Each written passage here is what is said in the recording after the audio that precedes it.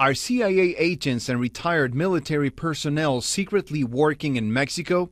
After the New York Times published an article saying that American operatives are posted at a military base in northern Mexico, the Mexican government felt pressure to respond.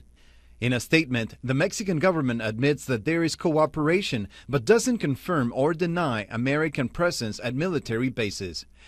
We have developed spaces for analysis, evaluation, and exchange of intelligence information, the statement says, adding that foreign personnel in Mexico don't carry out operations, nor do they carry weapons. Opposition leaders say it's important to remember that Mexican law prohibits operations by foreign police or military personnel on Mexican soil.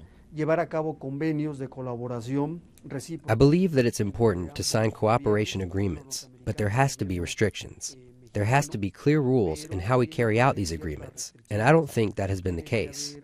It appears to me the New York Times has revealed a reality that we already suspected. A top Mexican official said in July that the arrest of a reputed mercenary for the Juarez cartel was made thanks to the exchange of information between the U.S. Drug Enforcement Administration and the Mexican Federal Police. Top officials on both sides of the border say Mexico and the United States have to work together against drug cartels and organized crimes. As most things in life, you need two to tango, and that as Mexico seeks to shut down the flow of drugs coming into the United States from Mexico, we need the support of the United States to shut down the flow of weapons and cash. Obviously, our demand for drugs is what motivates these drug gangs. I mean, if they didn't think they were going to make a bunch of money across the border, they'd go into another line of work. And so we do share responsibility for the security challenges facing the Mexican people.